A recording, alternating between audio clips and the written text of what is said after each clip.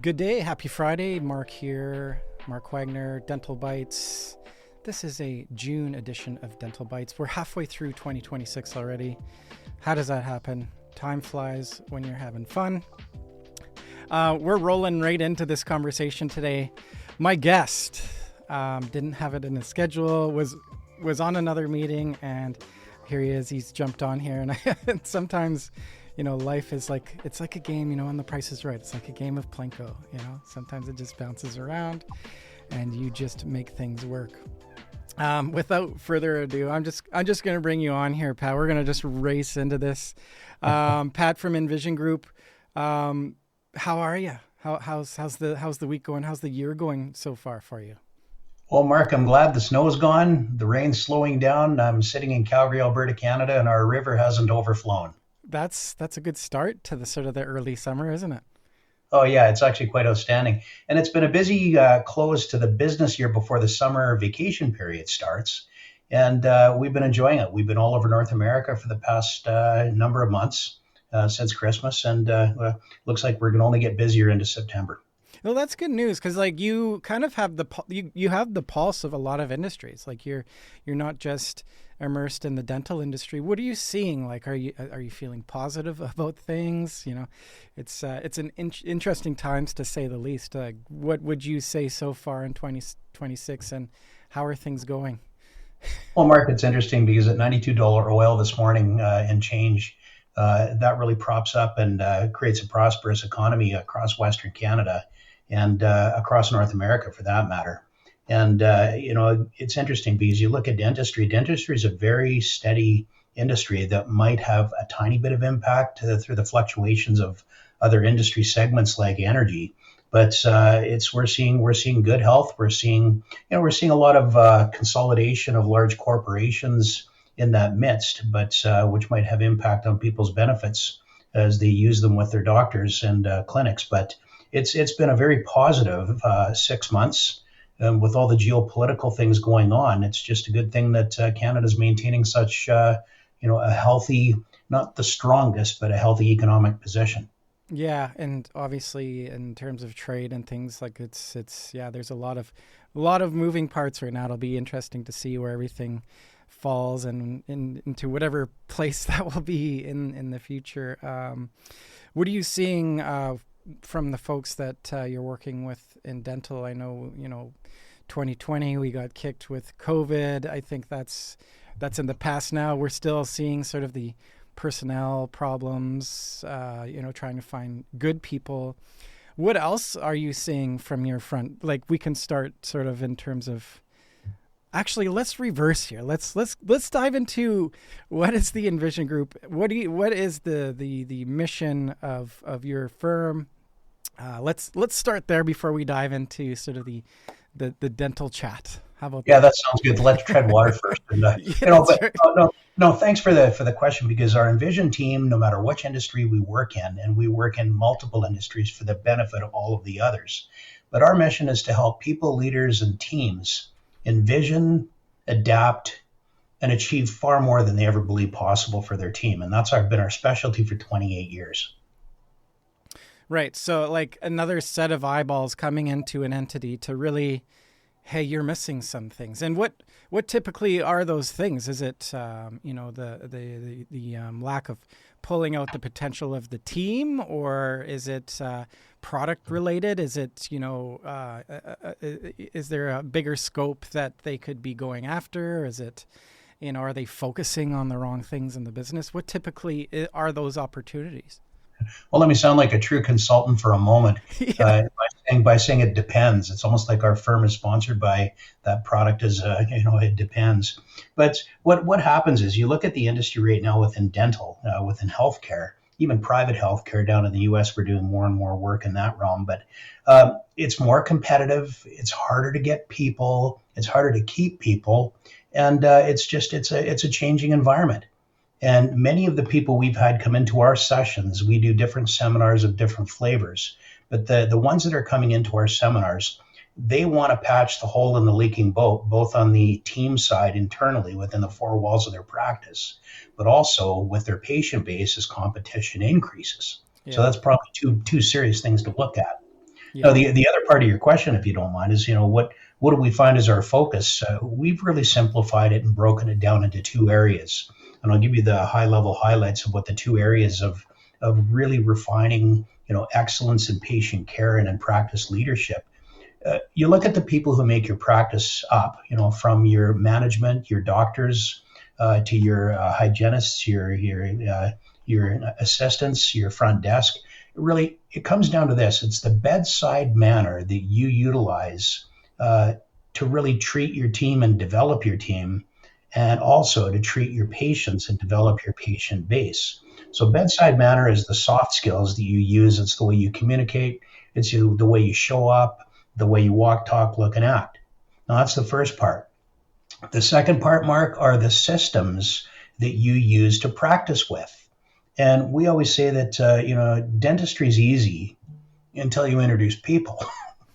And, once you introduce people, you become an organization that needs to be organized as a practice. And you got to practice organized systems, even when it comes to developing people, when it comes to engaging people so that they want to be part of the answer and the plan. But there's ways to do all of this. It's not difficult. It just takes a little time to put it in place. Yeah. Would you find that as a common pattern across the folks that you have come through? And truly, like, I was involved in a really great CE session, a 2-day session last week. We had a prosthodontist from Kelowna, Dr. Bradley Bishop, as the host of this. And before the clinical stuff happens, it truly is the folks that are getting it right is focusing on the mind of the patient before the mouth. And that obviously extends to, obviously you're not focusing on the mouth of your employees, but was it Richard Branson that said, if you take care of your team, they'll take care of the business? Oh, yeah. Things, right? You look after your people, they look after the business, the patients, and all of the above. You're right. Yeah. And that, through doing this for the last 6 years, that truly echoes through all the folks that are doing well in practice. They truly have like that, and you talked about sort of that competition too. That's like the whole sales and case acceptance and selling treatment is it's kind of a slippery slope when it comes to these folks, because they for the most part, they are people focused. They are. It's maneuvering around that, and really, the more people they're caring for, if it's conservative treatment offerings, they're going to win. And a lot of these guys have built their business just on referral, right? If you do it right, you have people talking in the community. And as a marketing focused person, that's where I hang my hat on, is like telling these folks stories. Why are they doing this, right? And how much of it is in your mind and what you're seeing is sort of a missing, like sort of that story or that vision or that personal brand? How much does that play into it from your perspective? Well, this is the majority of the game. When you have people who are part of your practice, and if anybody has turnover challenges, it's because you may not have a common purpose behind your practice that everybody feels a part of. Now, it's interesting because we're seeing changes in our employee bases within our practices, and it's largely driven by the difference in generations. Now, different generations, you've got, of course, baby boomers have long retired. Gen Xers are probably almost out and they're on their way.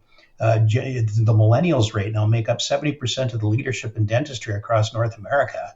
And, Gen Z, if you're in Canada, and Gen Z, if you're in the US, they're the people who are coming into the workplace. And now the Echo generation are the people coming in who are echoing the Gen Zs.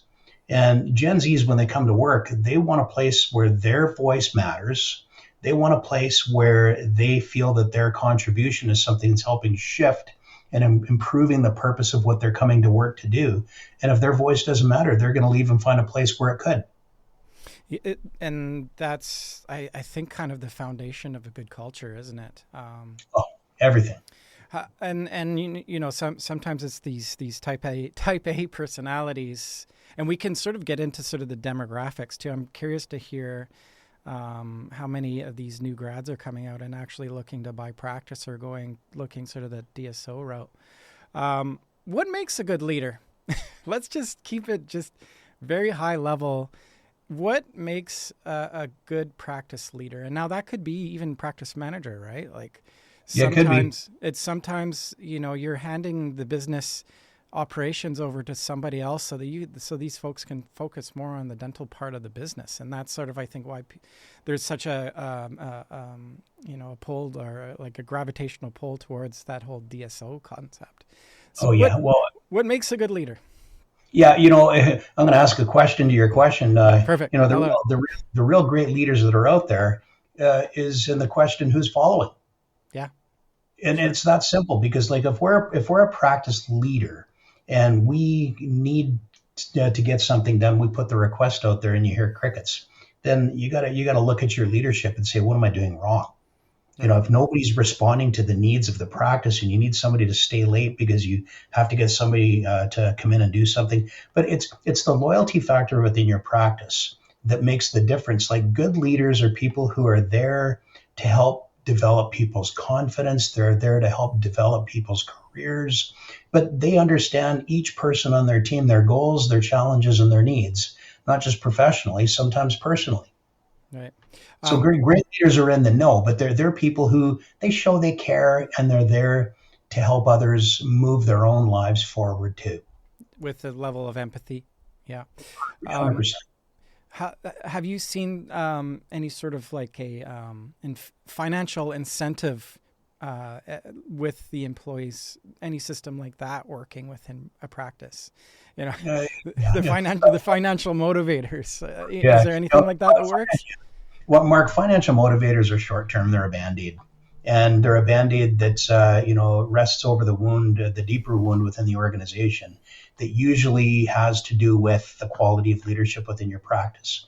So, I've worked with practices. I won't mention any of these because this comment won't be fair to, you keep these confidential in terms of the people and the clinics involved. But when you have poor leadership, you have turnover. And when you have poor leadership, you have the organization is going to be, the practice is going to be suffering because they're constantly going to have turnover issues. So at some point, you got to take a look. If we have turnover issues within our practice, is it a leadership issue? Is it our ability to actually engage and sustain and keep people? Or is this something that's just a factor of the environment? More cases than none, it's a factor of leadership versus environment. Are the younger generations more transient? Like, are we missing out on loyalty? You dove into sort of the demographics of the clinicians. Is it a different mindset? Like, it's a little bit more difficult for a new grad to go and purchase a practice at this point. What are you seeing sort of on like the Gen Zs versus the baby boomers section? Like, things are being run differently. Would you? Oh, yeah. Yeah. Well, turnover is bigger with the younger generation because, the average length of stay for somebody in any one organization, if you look at the CVs and the resumes of people coming into your practice that are of younger age, and don't want to discriminate here, but the fact is there's more choice out there. Yeah. All the DSOs that are out there, they're out there trying to attract people. We've got private practice doing the same. But, at the same time, look at the schools, the different schools that are training and developing our assistants, our hygienists, and even the doctor themselves. There's still people coming out of school, but the competitive environment, it's getting a little tougher out there. And we've got to look at how can we be smart and how can we be the place to work with and grow from, and not just a place to earn a paycheck. Yeah, that truly is key, isn't it? It's an interesting topic to me. I've got a couple of young kids, and how do you like teaching work ethic and what's important. And I think there's more of a driver to, like, as an individual, to be, like you said, to be valued, to have room for growth, there's only so much room for growth in a dental practice too. So that's you don't see the Betty on the front end that's been there for 40 years. Some of these practices, you talk about systems, you walk into some of these practices, there's still some of them out there that are penciling in patients into the schedule and things like that. Yeah. How like the older generation, what is it like? It's just a different upbringing, I guess, Oh yeah. Yeah. It's such an interesting, we live in such an interesting culture in North America. It's, how do you circumnavigate sort of running a business and keeping everybody happy? It's a tricky dance, isn't it? Well, Mark, I'll speak from experience because not in dentistry. My wife and I, we own a physiotherapy practice downtown in Calgary. It's called Avenue Physio. There's a little plug for it, but it's no different with the challenges faced in dentistry today because it's tough to find really good people and it's tough to find people who care. Now, once you get somebody in who shows up, hiring for attitude is always the best way. Skill can be taught. So, if you're looking at your practice to bring people into it, the younger generation, they want the rule book to everything because everything has different levels. It's gamified. You wonder what people's thumbs are going to look like in another 1,000 years. Or their upper backs, because we're all like, scoliosis going on there. But, so you just look at the younger generation, but they're interesting because once you get the younger generation engaged, they're probably going to stay 2-3 times as long as somebody who's disengaged. And so we've got to look at ways these days to really truly engage people and help them feel part of the answer, because this is an adage I heard years ago, but I truly believe this to be the truth of leadership in business is people work harder when they're part of the answer. Yeah. Okay, so if we're running a practice and we keep on telling everybody what to do because we're the top and they're not, that's where turnover issues are usually initiated. Now, once you have a mechanism within your practice to start getting everybody feeling like they're part of the answer, that's the foundation of engagement. That's the foundation of loyalty and keeping people longer. Right. It's so interesting to me. It all, like you said, the secondary most important part is the systems aspect of the business as well. Like it seems like if you can manage to get the personnel into the right positions and happy in sort of that position, the next step is systems, and truly their opportunity is missed on poor systems. Especially, we talk about front of the house versus back of the house.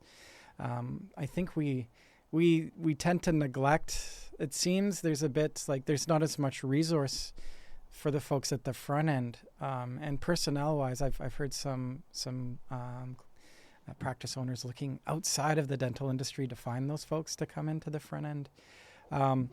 What do those folks need, like at the front end of the business, to be successful and feel like they're also a part of the business? Like you have teams going out to these little events like the PDC, and I've been through doors and I'm like, hey, are you going? Where are you going to go check out the PDC? And they're not really involved in that type of activity. Like, how do you keep the team cohesive if there's sort of like there's a real differentiator in between those two groups? Well, yeah, Mark, I fear that I may be speaking in code right now, but what my mind wanders to as soon as you ask that question is personalities, right? Sure. When you look at you can do personality profiles within your practice. Many clinics have done something called the DISC profile. Now, the DISC profile, it's been around since the 1920s when a psychologist named Marsden came up with a 4-quadrant, let's put people into a box. It's not perfect, but it's the best that's out there. In the 1930s, Carl Jung took that DISC profile, made it more popular, and today, agnostic of industries, the DISC personality profile is probably one of the most used and the profile with the most potential for your practice, because at the front desk, coming back to your original question, you want somebody with an I personality, which is the influencer. They're the positive person. They're the ones that you want organizing your Christmas party, for gosh sakes. Yeah. But, the I personality is going to be the person that just brings some life to the clinic and makes it an experience that's enjoyable for not just the team, but for the patient. But then, you also want the C personality, which is the controller, the super organized person, to come to that front desk and keep your scheduling and your patient visits on track and rebooked, and making sure that everything is as organized as it can be. Because the S personality, which makes up 69% of the world's population, are the types of people who get attracted into our clinics. And they're usually the non-emotional, they need time to chew on things. But the S personality is the dominant personality we bring into our practices. And we've got to look at that and say, what's the mix of what we need at the front end of our clinic? If we have those I personalities as hygienists or assistants, maybe you don't. But there's a way of looking at what you need. But looking at personalities is probably the first thing I have different clinic managers and doctors thinking about, so they can really think about the mix of what's most important to their patient base, but also their internal patients, which are their team members. Yeah, I've seen that too, where teams will do sort of that personality, like an actual personality test, and there's all sorts out there. But how important is it to like know who you're working with? And sometimes there's the right thing to say to certain folks, and having sort of your own sort of, we all sort of isolate ourselves into little boxes, and there's a huge, I hear a dog. Yeah. Pardon me. There's a dog in the background. That's okay. My 24-year-old is doing his apprenticeship as an electrician, and he's obviously coming home from 4 days of work down the southern part of our province. Oh, cool. So, yeah. So my apologies for the noise in the background. That's okay. I had Max barking here a second ago. You probably can't hear it. You know what? And I should have my mute on the back end of the speakers. But this is a really fascinating topic, because when we start to look at the data of who we have as part of our teams, and even looking at the data of the patients that we're serving, we can bring in a mix, and it's different for every single clinic, but we can optimize a mix of how we're actually approaching team dynamics within the clinic, but also with the patients. And that's something where once you get that mix right, things take off, and it's just how things click and come together. Yeah. Even sort of, we can talk about sort of the patient treatment, acceptance, case acceptance, where when you're delivering information to certain types of people, it's best to curate it in certain ways. So the analytical person to dive in sort of the nuance of, the subtleties of what it means for certain things. And there's, it's communication is, I think, it's such a human thing. I think that's where that's where to start, isn't it? It really is. And just the understanding of those variables first as an equation and an equation, right? Well, yeah. And, Mark, it's back to the comment I made earlier, like looking at each one of the practices that are out there, it's like, what are you stronger at as a team? Are you stronger at the bedside manner with your internal team and with your patients, or are you stronger at the systems that you're using to practice with? Yeah. And, when you look at both of those, I always ask people to rank themselves on a scale of 1 out of 10, where 1 is you're not doing so hot. Pardon my language here, but 10 out of 10 is you've achieved your full potential as a team. Yeah. And that 10 out of 10 constantly grows because we always have higher expectations. Yeah. But when we're actually looking at those two areas, that's usually the starting point of where you should be focusing on. What's your gut feel? Is this a bedside manner issue with the soft skills of how we communicate with people? Or is it a systems issue where we've got to make our systems better so that the team is better aligned and on the same page? Mm-hmm, mm-hmm. Is the pursuit of perfection, is that a problem too? I've heard somewhere too that, 80% is okay. If you can maintain 80%, consistently, it's better than the high expectations are. That's a slippery slope as well. Do you run into the situation where somebody thinks they're at like a 5 out of 10, but they're actually doing much better than that too? Like where do you gauge? And how is that in following dashboards and data? Where does the success lie? Well, Mark, it's funny you say that because, in my inner voice, I beat myself up too, all too often. And I think anybody listening into this conversation is probably asking themselves, well, is my inner voice good to me, or is it fair to me? Yeah. And we can sometimes we're too hard on ourselves, because if we want a 10 out of 10 business, what comes to mind is Kevin Spacey in the movie A Beautiful Mind, Oh, where definitely. Yeah. he was so intelligent and in pursuit of perfection that he pushed himself over the edge with his emotions and his state of mind. Yeah. And we got to be careful of that. Like 80%, I like your answer on that, because I prefer to work with a business that doesn't expect perfection. They expect us to learn and grow. Yeah. Yeah. And just be human. Especially it's such a people business. Um, it's so important, I think, and like these, there's no dodging the fact that this is a tough business to be in. We can kind of talk about the burnout aspect and this, like, just the awful conversation behind suicide rates and things like that. It's a tough Oh, business. on that point, it's interesting because most practitioners would know this book, but it's Patty Lund out of Australia wrote a book called The Happiness Centered Business, Hmm. and that book is all about ensuring that we're focused on the positive outcomes and purpose of Yeah. what we're there to do as dentists, so that we don't focus on the fact that we actually inflict pain on people. And Yeah. when we're focused on the right purpose, we get the right results, the right behavior, and the right buy-in from our teams too. And Yeah. that's why it's so important to get your team together and do a planning day where you establish that foundation for your practice, whether you're part of a DSO or you're independent. It's very important to have that foundation set for your organization so everybody knows what True North looks like. Yeah, no, absolutely. This is a great, like, I think this is all starting point. Like, if you can nail through the personnel, the people, the personality types, understanding, even it boils down to what type of patient you want to attract to the practice as well. And we can talk about sort of like the whole, marketing, your brand, your personal brand and all that. Systems is huge. Um, where, like, what systems should folks have set up? How important is, like, monitoring data in the business as well? Like, how many folks are just kind of flying by the seam of their pants? And yes, if you're doing all the right things and taking care of the patient, that's awesome. But is it important to have sort of these, like, the actual metrics set up so that you can gauge that part of the business as well? Do you find that that's helpful, like, in sort of the... Mark, if you're not measuring something, you can't manage it. Yeah. You can't manage what you can't measure. So I think, your answer was inherent in the question you're asking me. And it's interesting because the systems that every clinic should have is they should have a plan that everybody buys into. Mm-hmm. And they should have a language that's known through every individual in that practice so that that plan can be most effective.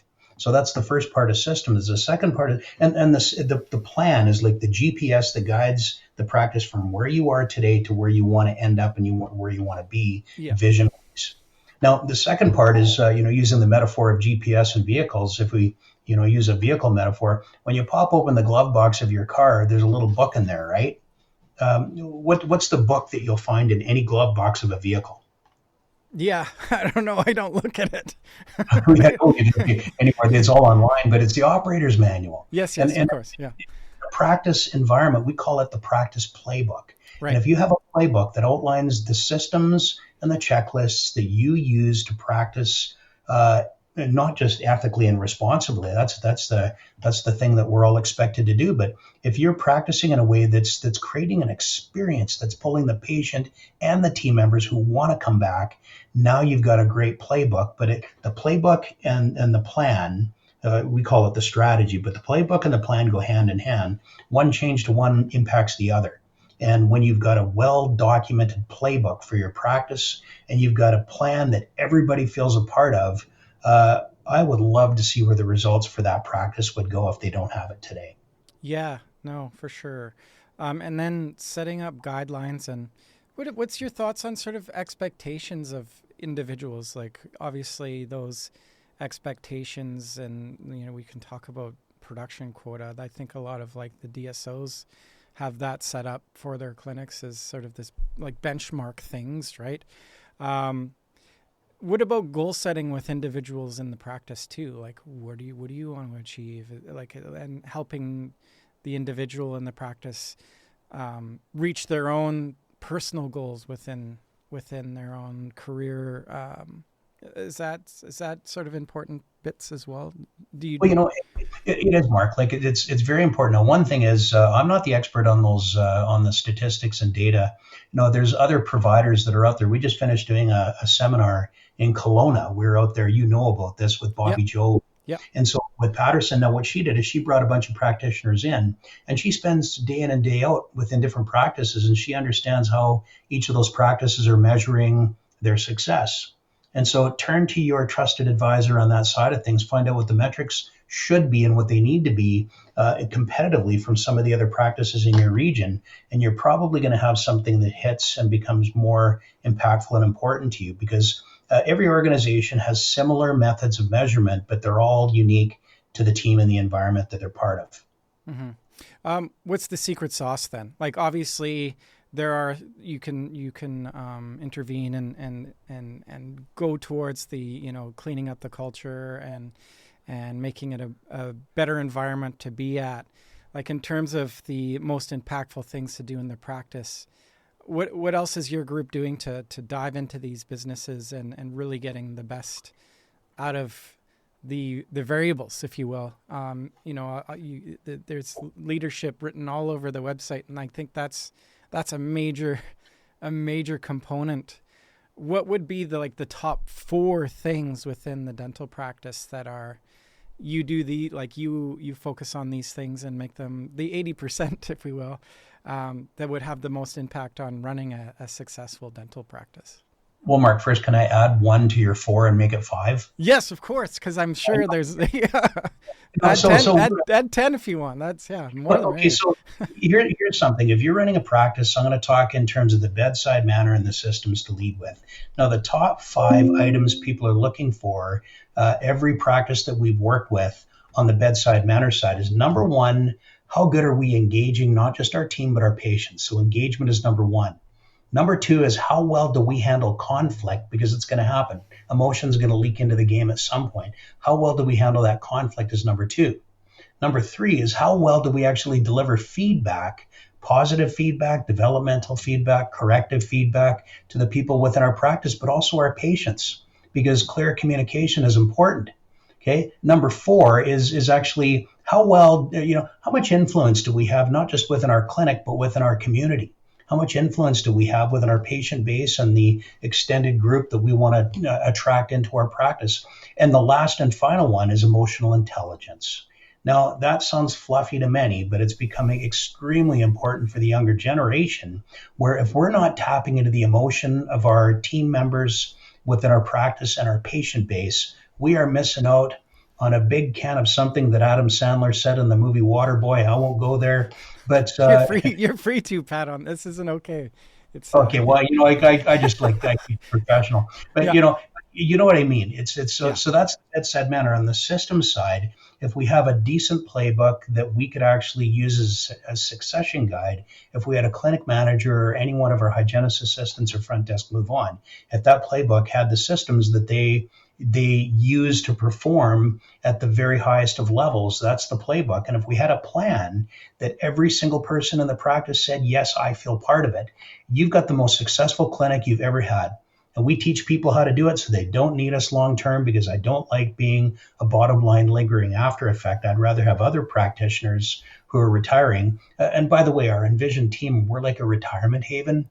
We take people from different industries who've had their success and they join us. We've got a couple of doctors of dentistry just considering the helping us out with some of the seminars and workshops we do. But, you shouldn't need us long term. So what we're going to do is we're going to pass all of our learnings, bedside manner and systems wise, onto the practitioners so they can start taking this to succeed and creating that abundance and success within their practice.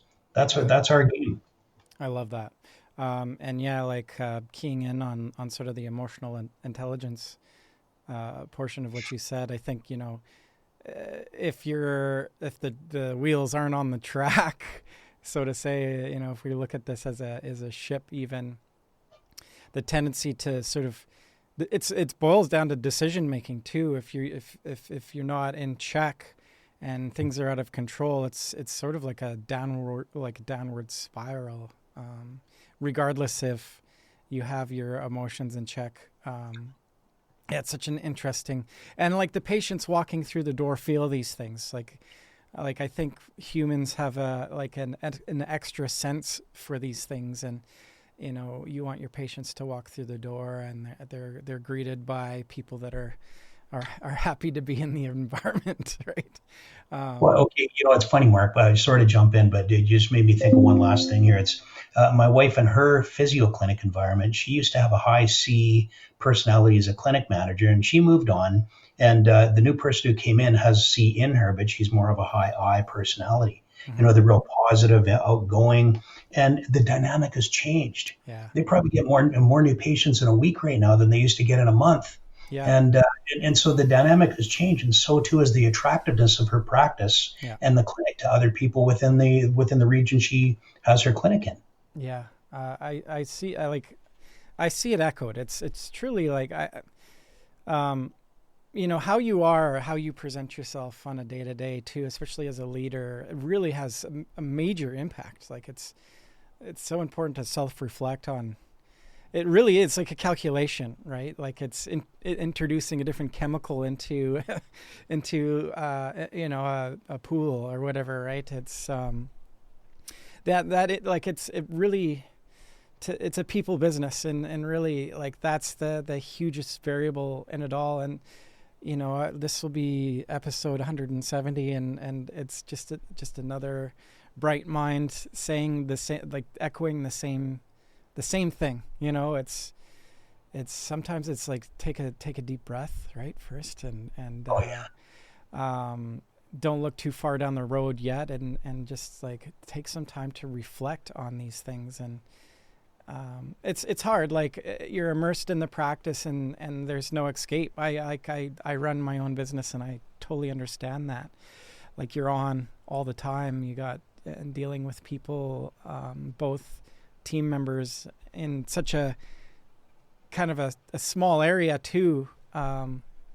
It's a really interesting business to be in. It's a mixture of really interesting personalities, lots of intelligent and bright people, for the most part trying to do the right thing.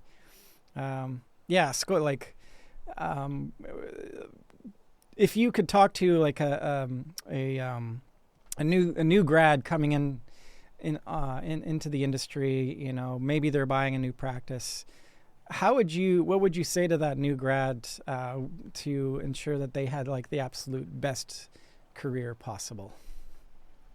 Well, it comes back to those two areas that I started with they've learned how to be a dentist through the years they went to school, and through all of the the education, the watch it, do it, teach it. They've got to go through some of that as they go through dental school. But when they come out, it's and I was just talking with another person in the Okanagan region. She's been working for a DSO and considering her own thing for down the road, which so many dentists that are relatively new grads want to do. And I just sit back and say, chase your dream. Make sure you've got somebody who can support you to get there. Have some mentors or some support around you, whether it's another practitioner or a group of people, or an organization like Envision, because that's what we do, is we support leaders to go out there and achieve more than they believe possible. Part of the mission, the tail end of it. And it's something where if you have the right support and the different equipment and sundries providers that are out there, they have experience. Lean on them. Your banking community, they have experience. Lean on them. And just make sure you've got your own personal board of directors around you if you're going to go out there and do it, because with the right support, who could fail? Yeah, I love that. That's truly like, you can't do it all by yourself. So it's, it's bringing in somebody like yourself too, Pat, to advise. You're saving folks time by giving them these pearls, especially you've got all these great minds in your firm, and you're giving back. It's just such a beautiful thing. Well, Mark, one thing quickly. I would love to do a seminar together with you where you and I are at the front of the room, just igniting the room with ideas and just working backwards and setting their plans so they walk out of there and they see their clinics change right in front of their own eyes. And it's something that when you have that perspective from other people who've been there, done that, and got the T-shirt, it's kind of handy, because we make change easy. You and I, that's what we do.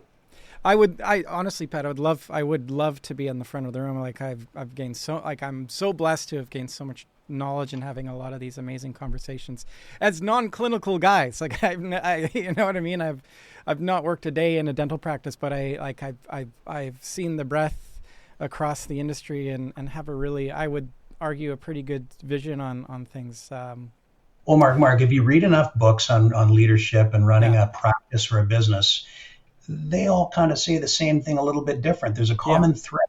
And in 28 years of doing what I'm doing, we found the common thread. We're always learning new because change happens and shift happens.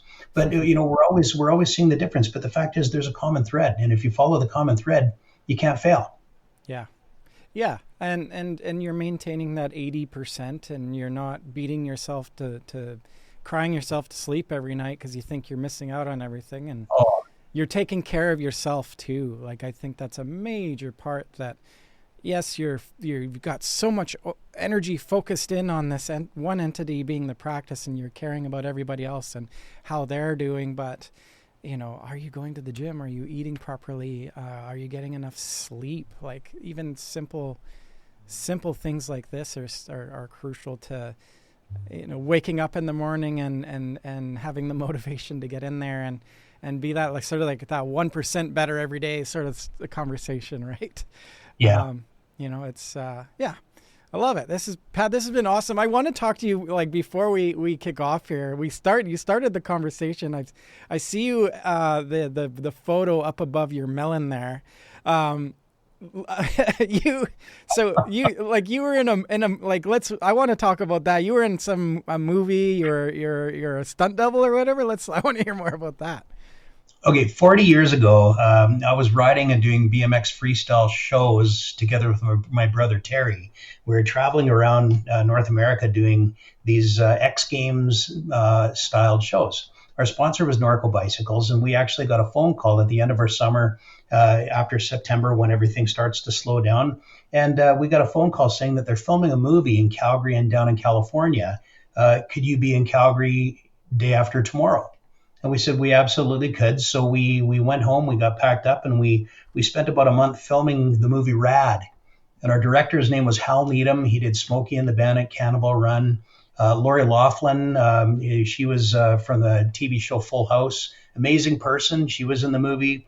We had Mr. Hand from Fast Times at Ridgemont High. Some people don't know these movie names, but some listening in will. But we had a hoot. That was 40 years ago. It was released in 1986 on March 21st. And every year they have a re-airing of the movie in Cineplex theaters in Canada and AMC movie theaters in the States. And we had a blast this past March. My wife and my family came with me, and many friends, and we celebrated the 40th anniversary of a movie that lasted 2 days in the theaters, but then went on to become a cult movie. That's great. Oh, I love it. What a cool story. Yeah. And you and your brother owned a marketing company as well, you were saying? Like that? Yeah, what we did is, we used to race BMX, and we started learning some tricks and decided to put together a show because the people in California were doing the same thing. So we thought, why not in Canada? And we got lucky, and we got a fantastic sponsor out of Norco Bicycles out of Burnaby. I ride a Norco mountain bike still. I've got to repurchase the old BMX bike I used to ride. But yeah, as to quote Brian Adams, another fellow Canadian, those were the best years of my life. And, but the thing is, what I did back with freestyle shows, I feel like I'm doing now in entertaining people, edutaining people, better said, so that they want to do more. Back it was getting people to want to buy a bike and do what we're doing. Yeah. And now it's getting people to, entertaining people so they want to become better leaders. There's so many parallels. Yeah, it's great. I think, we, the good ones build on their human experience. And that's such a cool, very niche thing that you're involved in. That must have been so much fun. Mark, I did this for you earlier on the call, but back when I was young doing BMX shows, I had hair and I'd comb my yeah, I know. That you beat me to it. You can't do the hair flip anymore. There you go. My wife tells me enough with the hair jokes. Yeah, no. Well, that's the best part. Pat, this has been awesome. Let's chat. I'd love to be involved in front of a room of folks and motivating people to just, this is there is such a vast amount of incredible people in this industry. And, if we could all sort of bring out the best parts of ourselves and be whatever that puzzle piece is in this industry. I think that's the most rewarding thing that we can ask for. And let's close this out with no pressure. Give us something impactful. Give me something impactful. Something impactful. Yeah, a one-liner. Yeah. You know what? It's just take a look at what you're doing and how you're thinking. Nothing's real until it's written down. Dream harder and farther. Think about where your practice truly could be. Think about where your team truly could be, and make it happen. If you need help getting there, let me know. Love it. And I would be remiss to get a hold of you. What would be the best way, Pat? Info at envisiongroup.ca, .ca, of course, and they can definitely call into our office at 403-585-9601. The envisiongroup.ca website has all of our contact information. You can catch up to us there. We'll be launching dates of our next dental seminars coming up this fall within about the next 2-3 weeks. So watch for that on the Envision Group website. And if you want to do something specific for your team, Marc, maybe you have to come and help me out, because I'd be happy to do it, and I'd love to do it with you. Oh, that sounds great. Before I jump off here, what's this questionnaire here? What's this all about? Well, to us, the word adapt is part of our mission statement to help people, leaders, and teams envision, adapt, and achieve far more than they thought possible. But to us, adapt in a practice setting is an acronym. And the founder of the ADAPT model, her name is Sharon Benson out of New York State. And what it stands for, she calls it Talent Hub. But how do you attract not just team members, but patients? How do you develop your team members and patients? How do you assess? Again, you can't manage what you don't measure. So how do you assess the performance of your team and also the performance of your patient? Now, the next step is, how do you really truly help them perform once you've got them moving and get them up to their true potential and help them thrive? So we put together, it's helping the people side of the business become a business within your practice, like a practice within your practice, and adapting to any one thing, people-wise and patient-wise, is critically important. We've just simplified the concept to make it easy to apply some of the strategies under the ADAPT model into your practice or group of practices. Beautiful. That's great. Awesome. I look forward to further conversations, Pat, and have an incredible weekend. Yeah, me too. This is a blast. Thank you for having me, and it was a real pleasure.